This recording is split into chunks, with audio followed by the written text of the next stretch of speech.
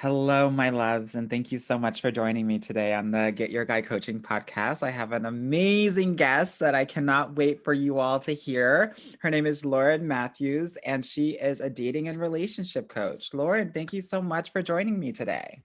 It is so good to be with you, Anwar. Girl, stop flirting with me. You're already doing too much, girl. Now, I'm taken and you're taken too. We can't be doing this on the sly. Okay. Let me get professional. Okay, okay, okay.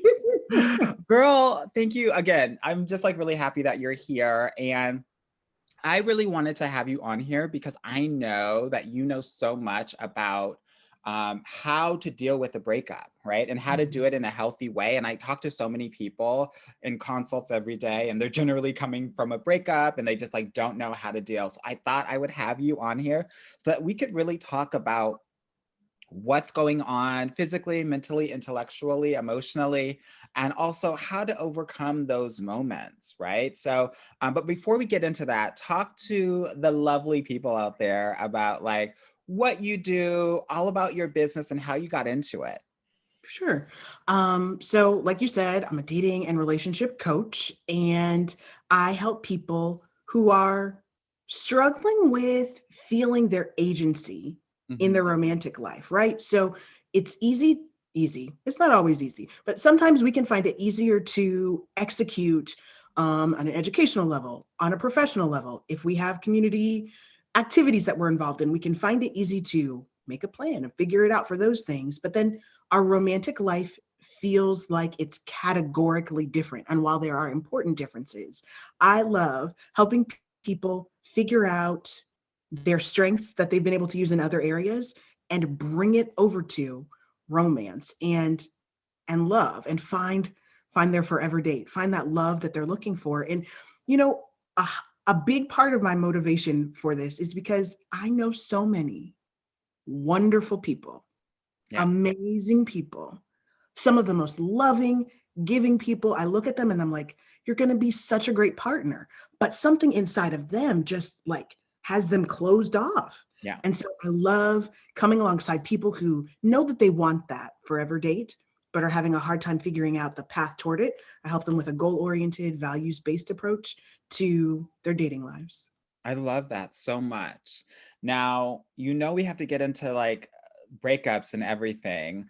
I Mhm. guess I've broken up quite a few times with different individuals. Mhm. And for me, the way that I have really dealt with that is I'm on my couch for a day and then I'm like, okay, I gotta get through this. I'm either like Mhm. watching TV and just like numbing and buffering for the day. And then the next day I'm like, let's go, let's hit it. Like in the way that you have experienced breakups, like what has been your go-to?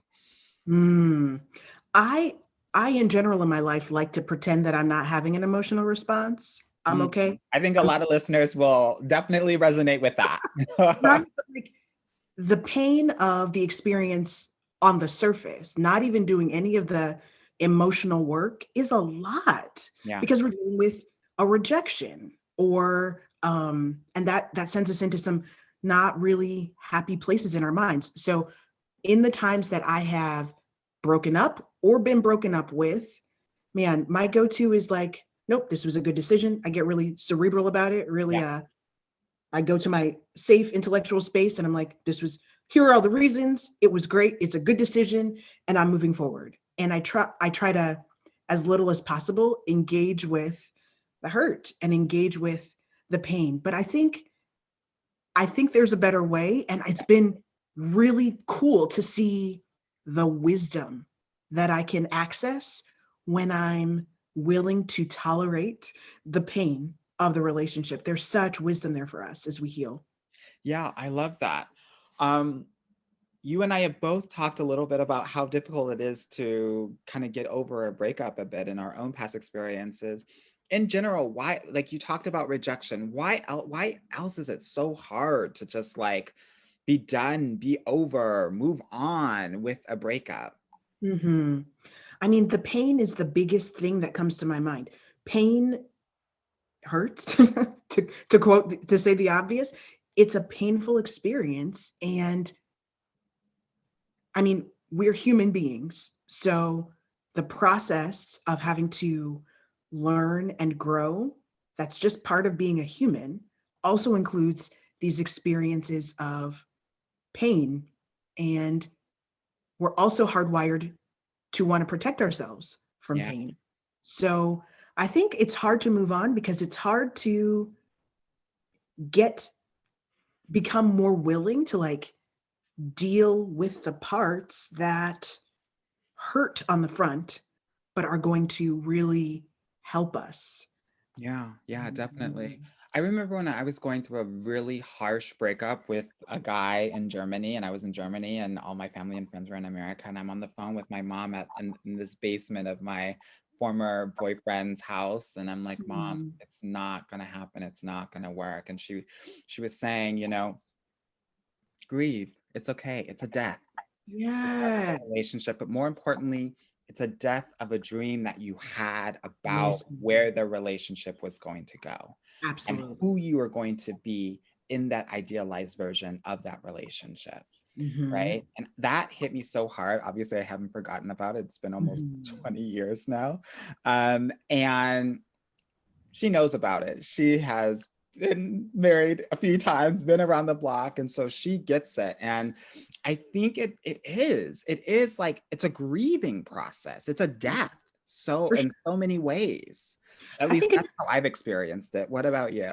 absolutely. Yeah. I think another thing that what you said brings to mind is it's not just it's a death of the relationship and what you had hoped for. It's also a grieving for the work that you put in. Yeah. It's a grieving and I like to say an honoring.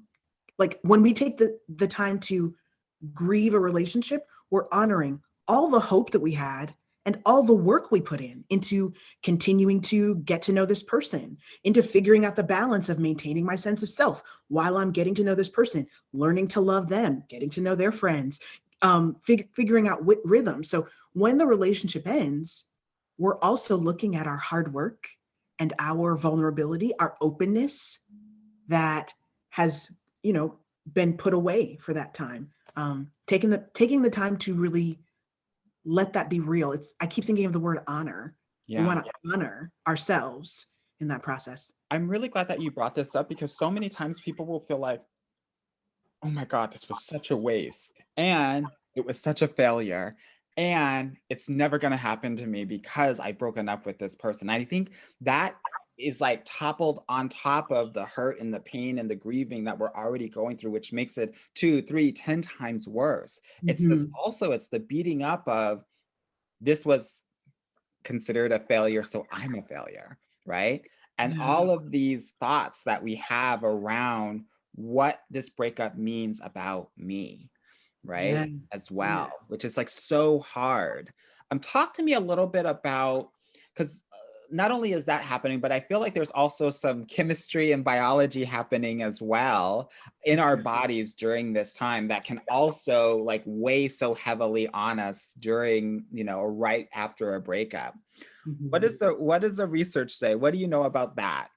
Yeah, I like the way you're kind of building that picture Anwar of all the things that are crushing us and Ah, um this biochemical reaction to our breakups is definitely a part of that as well. So there was a professor, Dr. Edward Smith, out of Columbia University, who did research on this exact thing. He did research on our biochemical reactions to a breakup. And what he found is that our brains process the emotional pain of a breakup in the same place in our brain that physical pain is processed. mm, And I find that fascinating. I yeah. find it fascinating that when we're going through emotional pain, what's triggered in our brain and what reactions are started is the same one that happens when I'm in physical pain, right? So when I'm alerted in physical pain to protect myself from danger, to figure out what the source of the pain was and remove myself from it as Yeah. quickly as possible, that same thing is being triggered in me when I'm having an emotionally painful situation. So to your earlier question about like why is it so hard? It's so hard because our brain is actually being triggered to just protect, Yeah. just get out. And for our emotional responses, we need more than just get away from the pain, though we need to do that. We need to do more than just get away from the pain in order to move forward. So I think it's really interesting to think about that. I think another thing that shed some light on how our body chemistry is experiencing the pain of a breakup is to think about the trauma cycles that that people have gone through. So Can you talk a little bit more about these trauma cycles and like what the cycles are exactly? yeah, so in a limited way, Yeah. I can say when we experience trauma, simply we go through cycles of trying to distract or avoid the Mhm. emotional pain. And then the other part of that cycle is coming around to being flooded with intense feelings, intense thoughts, intense emotions around the source of the trauma. And we can cycle through those. And I know you've talked a lot about breaking free of cycles of trauma. So when we talk about that, we're trying to get out of just distracting ourselves or the intense flood of emotion. And I Right. think it's helpful to think about that in terms of a breakup because it helps us anticipate what some of the things that we can do are to help avoid those cycles altogether or get out of them if we see that we're starting to spiral. Yeah, yeah. I love this image of like I kind of think of like a pendulum and you're literally going Mm. from I don't want to say 0 to 10. It feels like you're going from -10 to 0 to -10 to Mm. 0 to -10 to 0, right? Yeah. Um, I know that a lot of my clients have ADHD, which means that they have like a sensitivity to rejection, right? Mhm. And I know that when you talk about trauma, that's the first thing that kind of pops into my head that Mhm. these women that do have ADHD probably are definitely very intensely affected by a breakup, right? Because of rejection being so hard. Mhm. Are there other types of individuals or specific, experiences that might make it hard for us to experience and, get over a breakup? For sure. I think it's just like you said, there are going to be experiences that make a hard thing feel harder. Um, we can say it like that. I think I like to say better, we have to pay attention to the uniqueness of us that's coming to an experience and account for and care for all the parts of ourselves in processing this breakup. So for your clients who are experiencing ADHD, it's not that they are like uniquely challenged. Cut. Let's Yeah. see. Um, so when we think about people who are experiencing things like ADHD, I think it's really important for me to say on the front end, human beings have this amazing capacity for healing, for growing, for learning things. And so no matter what the particular experience is that needs to be accounted for, it is not going to be enough to hold you back. You're going to be able to move to recovery from the breakup. But at the same time, if we think about childhood traumatic experiences, that's Yeah. going to impact how we experience a breakup. If we think about our attachment style, I've done a lot of reading about attachment style. And so when I think about that, I think, of course, that's going to impact how I experience a breakup. For example, there are four types of attachment. It's secure attachment, fearful attachment, avoidant attachment, and anxious attachment. If so, let's say, for example, if you're anxiously attached, you tend to experience relationships with a lot of insecurity. You need a lot of validation. Yeah. You might be clingy or possessive. You have this constant need for the love that you're experiencing to be like, I don't want to say just verbalized because it might come in more forms than just words of affirmation, but like you really need to know first and foremost and always you're loved in order to Sure. function Yeah. comfortably in the relationship. So if you go through a breakup, your mind, of course, is immediately going to go to this breakup means I'm not worthy of love. Yeah. It's happening again. You tend to view the breakup through the lens of it being your fault, and that can blind you to valid reasons your former partner was not living up to his or her potential or what you needed them to do. So Yeah. the self-talk could sound like, I knew this would happen. I always mess things up. I should have been more fill in the blank. And then they would have wanted to stay. It can sound like that. But like I said, we're blinded from reality to a certain extent because of this attachment style. So yeah, trauma, attachment style, sensory issues, all of those will play a part into how we need to care for ourselves and work through Yeah. the process. Um, I in the past I would have considered myself avoidant and also having some abandonment issues because my dad did abandon me when I was 8 years old. And Mm. so part of the way that I also think about breakups are like I have to try to like justify it in my head and I have to be the person that's on top and I have to win. It almost feels like Mhm. competitive. It used to almost feel like competitiveness, like Mhm. okay, I don't need you. And this is why I'm better than you.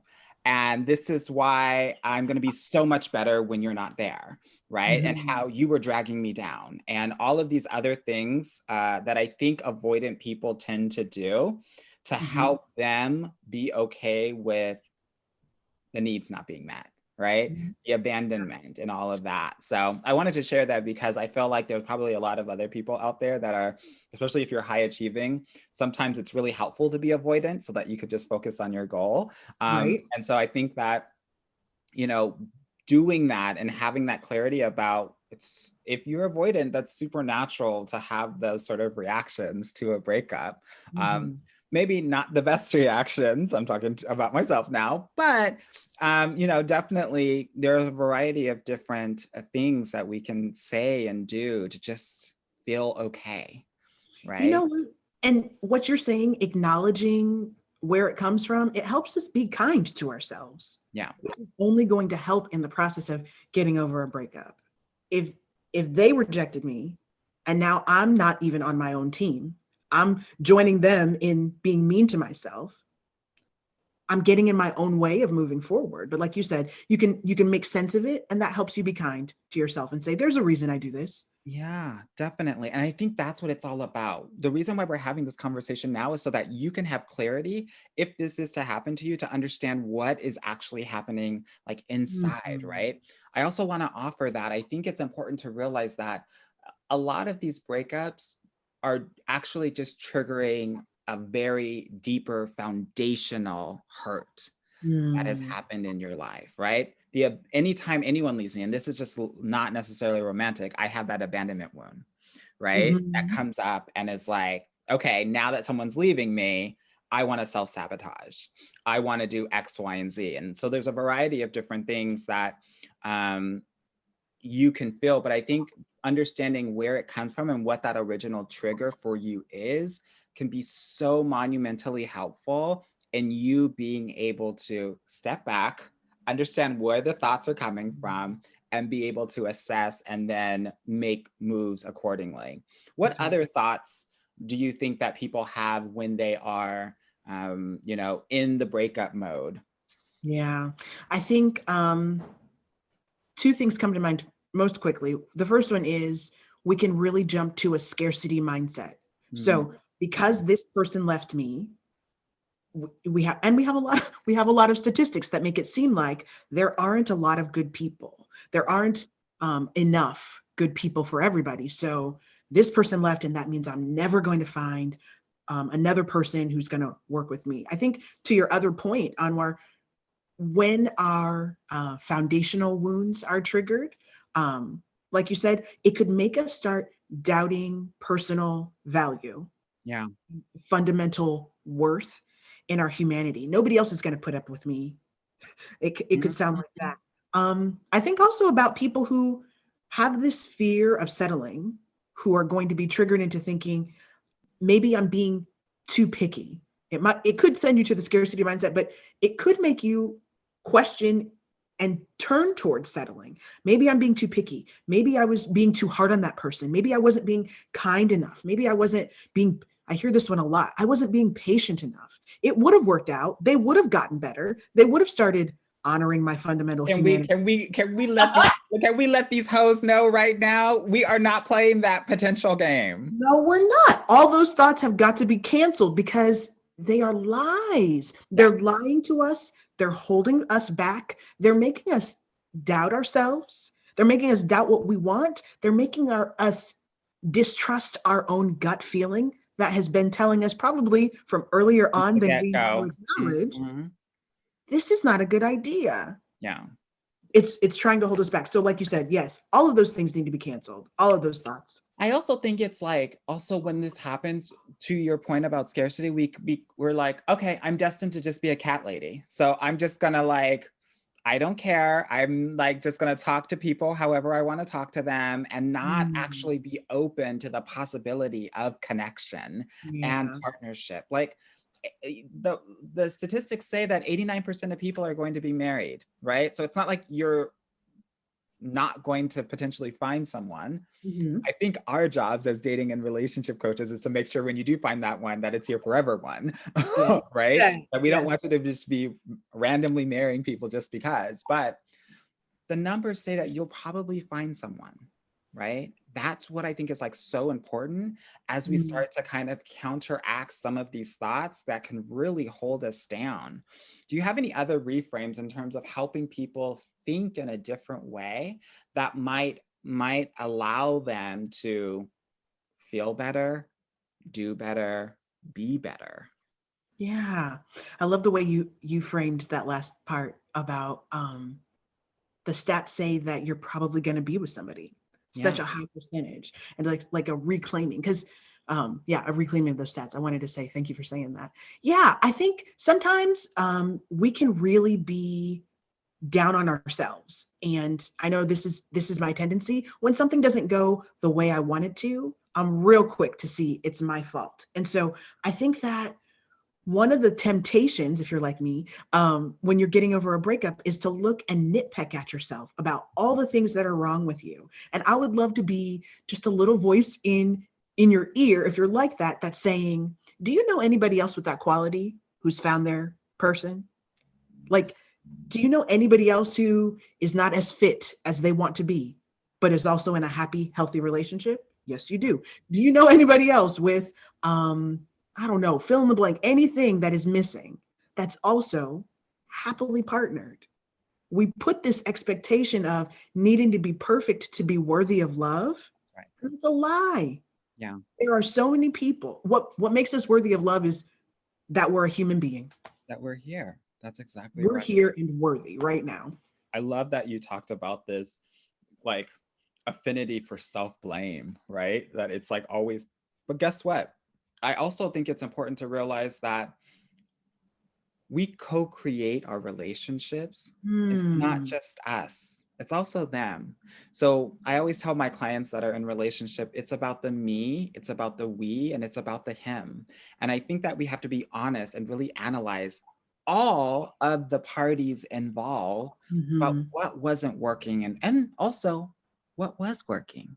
Right. I think that sometimes people are all so focused on the negative that they're actually not gleaning the insights from the experience. That, like, I always say dating is like data-ing. It's about collecting data and Yeah, actually understanding for the next go around how you're going to show up. What are you going to do differently? What do you know about yourself that is new that's going to help you move around this world in such a powerful way? So, I think analyzing all three of those different aspects are so important so that it's not all in vain. Like, right? I think so many of us don't actually do the analysis of the relationship that's going to help us move forward. That's something that I do in my program so that we can really get clear about, okay, well, what were the things that you didn't like?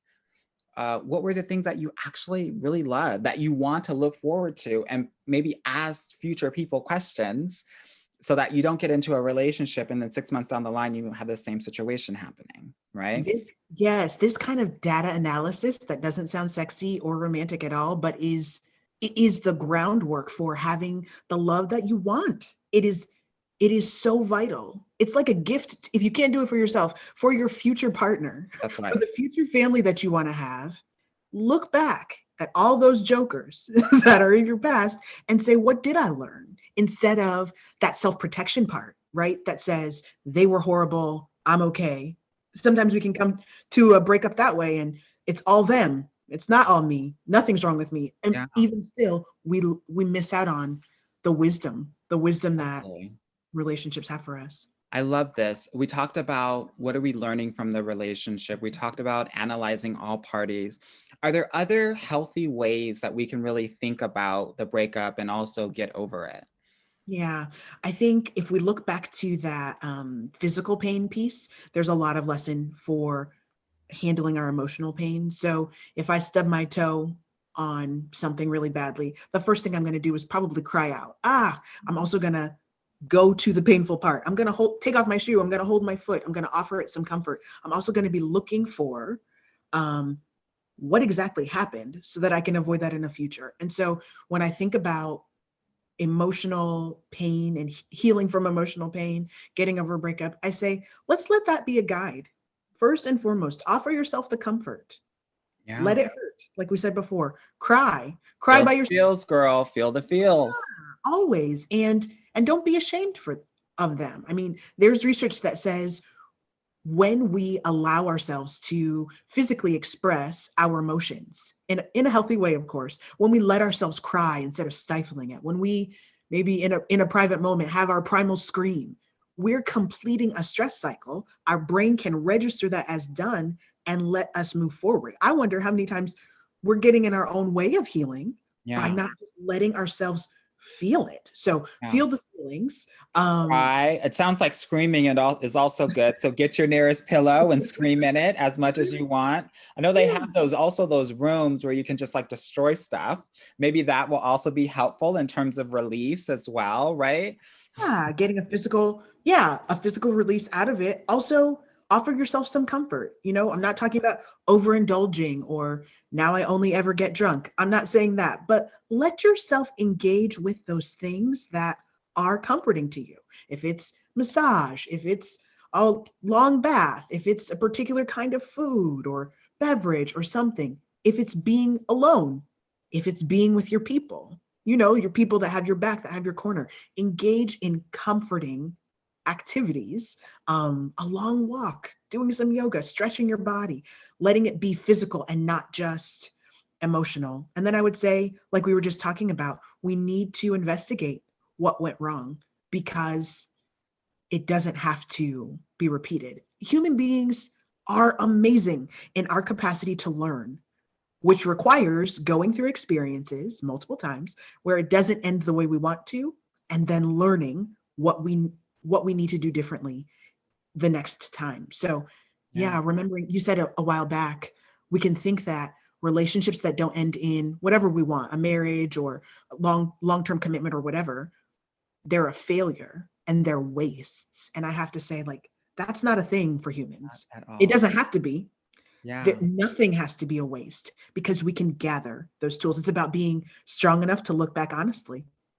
I think there is like this really, really like very intense shame that comes upon us as well after a breakup. And Mm. it makes us want to recluse and be alone. And one of the things that I have found to be really important is, girl, have that alone time, figure out what that is, a day, a week, a month, but like give yourself that date, that time period to be like, Mm. I'm going to do all the shit I need to do and make it as ugly as you need it to be, and then I want you to reach out. I actually think connection and community are really important. And the reason that I'm bringing up shame is because oftentimes the shame will disallow us from connecting with other people and talking and sharing our story and how we're feeling.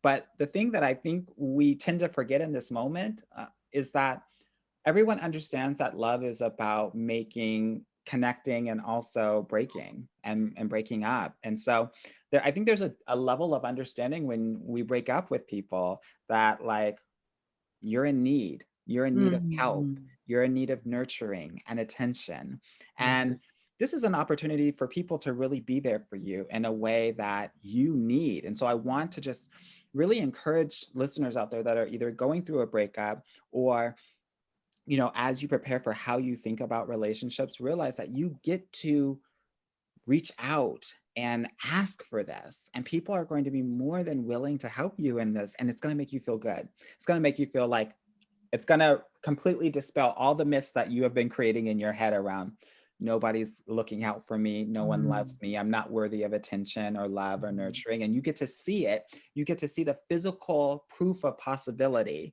right? Mhm. That will help you be able to move forward, which I think is really important.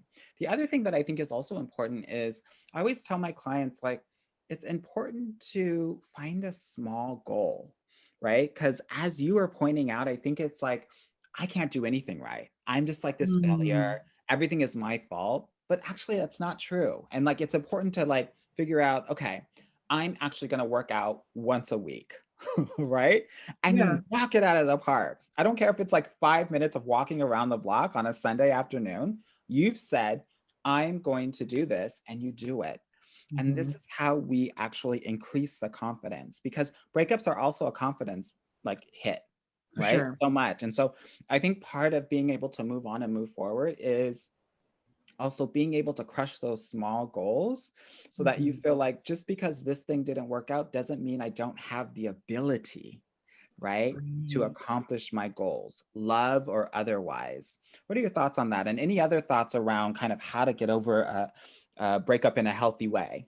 No, yeah, I love the point that you're bringing out about friendship. To jump back just for a little bit, like I think it's easy to think that because this romantic relationship devolved, I'm not good at relationship. I remember talking to a group of single ladies once, and we were just talking about um, how to identify good options for dates. And one of the young women there was saying, I've been single for so long. How do I know I'm going to be able to function in a relation in this romantic relationship? And I told her, you've been able to maintain strong friendship over time and space throughout your life. That's the root skill set. Yeah, Don't worry about the fact that like you haven't been in a romantic relationship long. You know how to be a friend. And so I love that you bring up calling on our crew to support us. And there can be a lot of shame around needing help.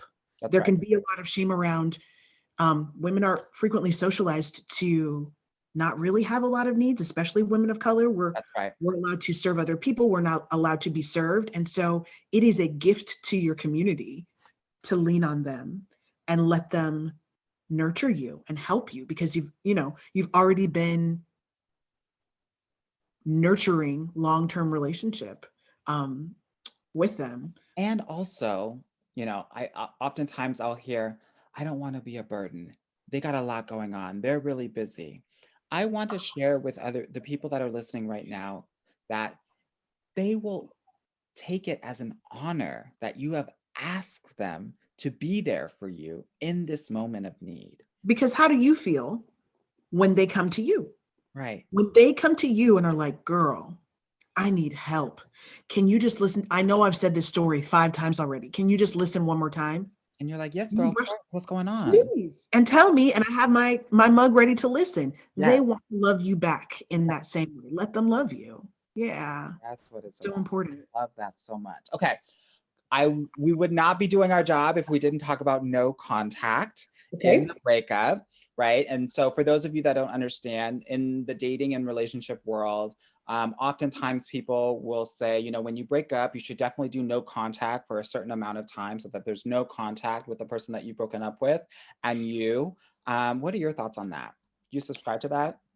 I think that no contact is a really good idea when you can make that happen. I don't think no contact as a philosophy of life has to keep you from processing through your breakup. And I say that because I have a lot of compassion for our sisters who can't avoid contact. If you have kids with somebody, you can't Co-parent, avoid right? contact.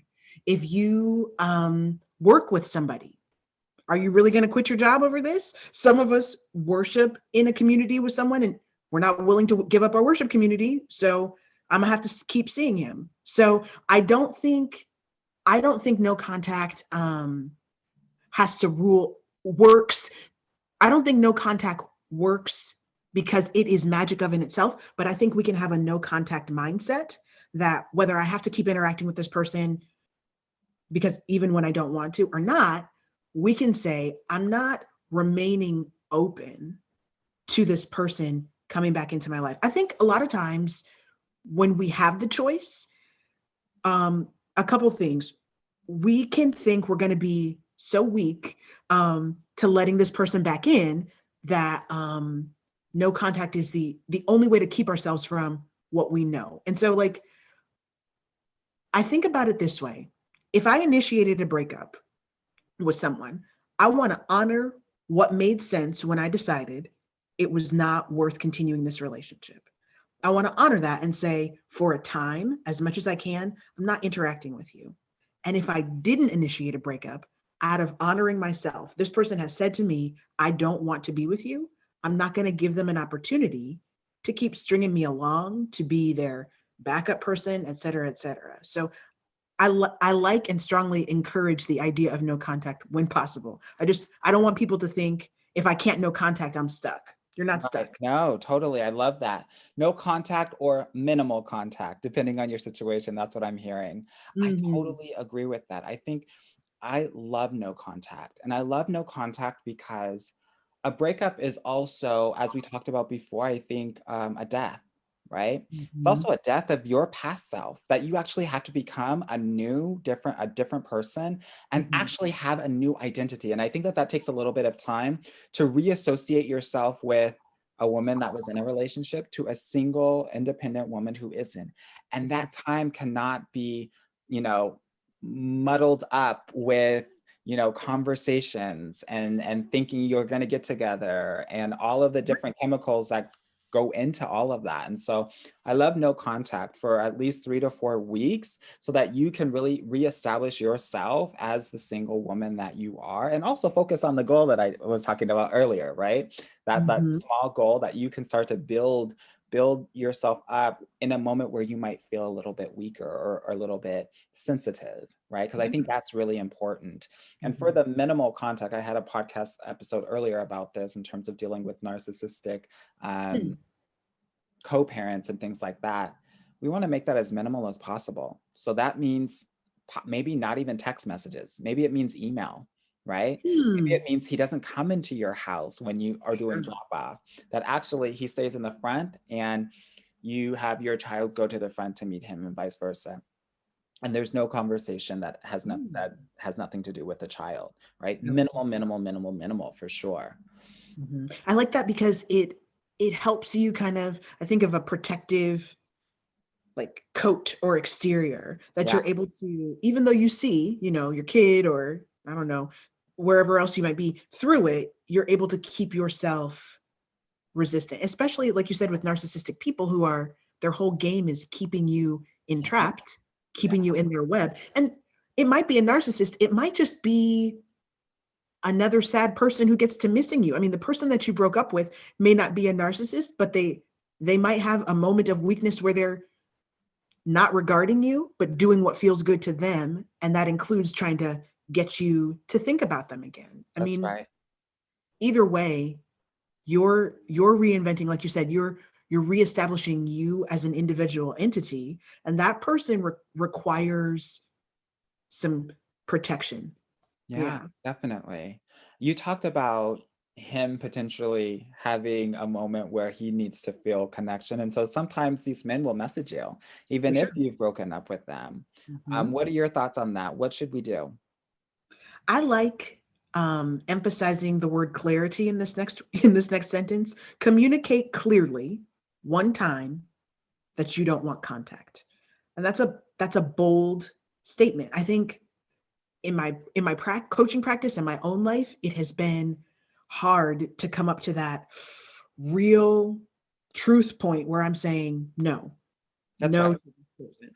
I love that you said clarity too, because I think that's important. Sometimes we want to explain and over explain the why and the when. It has to be very, in German, there's a term called Klartext, which means like so clear, like baby clear, like no communication I ever. don't want you to talk to Not, me.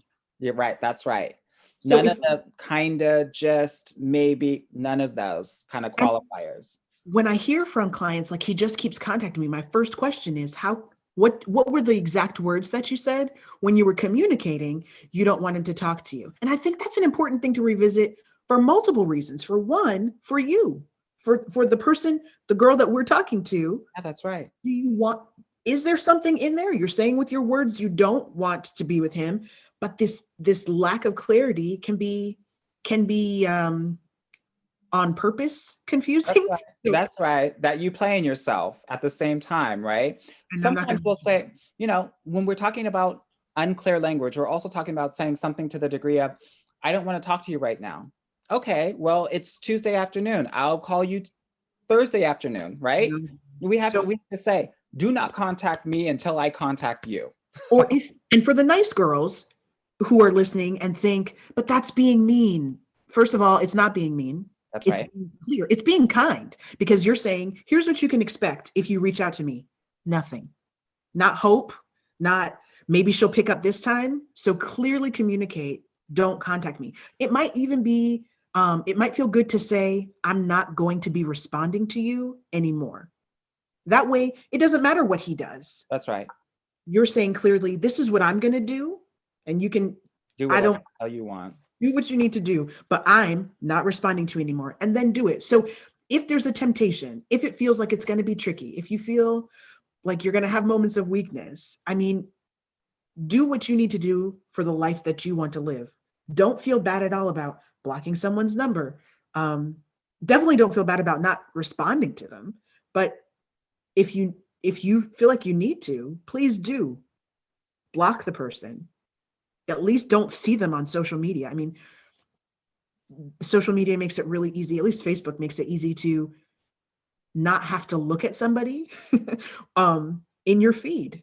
Yeah. Don't, at very least, and don't feel bad about unfriending them. Oh, I can hear the voice of the person. Oh, so it's like that? You're just going to unfriend me? Yeah, because we broke up. We're not friends. It's okay for our social media to reflect the reality of the relationship, which is, if you want to move forward, needs to be nothing. Totally. Lauren and I have given you so much language that you can use around this. So do not come to us with, I didn't know what to say. We gave you at least 3 or 4 different things that you could say. Pick one of those that feels most comfortable for you and run with it, right? Yes. The other thing here's the thing, and I think this is something that is like so honest and so true, and also I think biological, which is sometimes our body yearns for that X, right?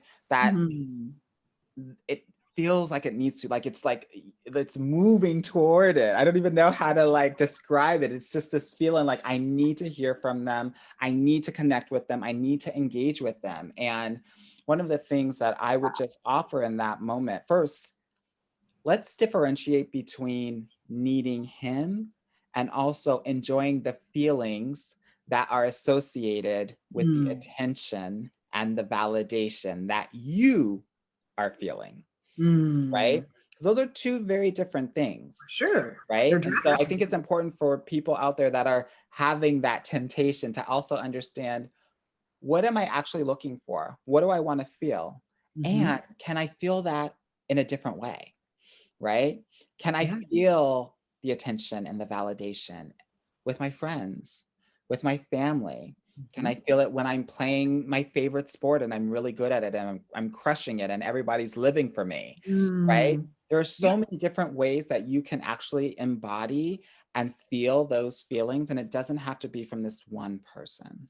I think it's also important to remember what comes with validation from that person. You don't get just the good parts, just the validation. Because remember, you broke up with this person for a reason. I think it's a nice counterbalance to, I miss so-and-so but so-and-so comes along with not just the great way he made me feel, but also all these other things that did not be great. Yeah. And not disconnect. Yeah. Were you going to say, sorry to interrupt? Not to disconnect those 2 things. It's a complete package, right?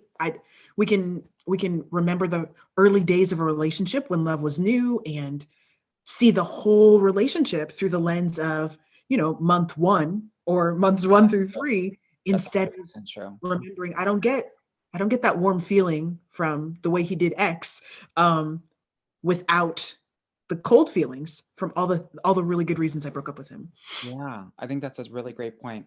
We actually have to evaluate him on how he's most recently shown up, and not Mm, necessarily what the meat story was, the cute meat, right? The yeah. meat cute and all of that. Okay, let's change some subjects here. I think that we have killed everything we needed to kill around breakups and things like that. I want to talk a little bit about you, girl, and how you Okay. got your guy. Okay. Let's see. So I got my guy through letter writing. I know Oh, that girl. I Not know. letter writing, not pen pals. Not physical pen pals, but through emails. So I You got mail. literally from 1993. No, just kidding. So I was talking to a girlfriend of mine. We were chatting about this play that we really liked. And I couldn't remember the name of the play. I knew it was by Shakespeare. I knew this one line. I was misremembering it. And my girlfriend, who I was talking to, couldn't remember either. She was like, "Oh, just ask so and so on Facebook. Just ask him. He'll know because he loves Shakespeare." We knew enough. Google couldn't even help us because I was misremembering this line of the play so poorly. Anyway, so I reached out to him. I'm like, "I'm Anna's friend. Do you know the name of this play? This is the line I remember." And he was like, "Oh, yeah, yeah, that's Macbeth." And I was like, "Oh, okay, thank you." And we kept interacting. And like, I love our story so much because it's like I could not have planned. I was like on my mission to find my person and was not thinking about him. So I'm like, "Oh, he's cool." I was comparing him to the guys I was dating with online. Man, he's such a good communicator because online people love a one-line answer, Mhm. not really engaging. Um, Man, I wish I liked him. He's really cool to talk to. And we kept emailing back and forth, and emails turned to phone calls. And after several months, I'm like, I'm grown and have a pen pal. What's happening right now? What Mm, is this? And so yeah. we had this kind of not confrontation, but like this, what are we doing?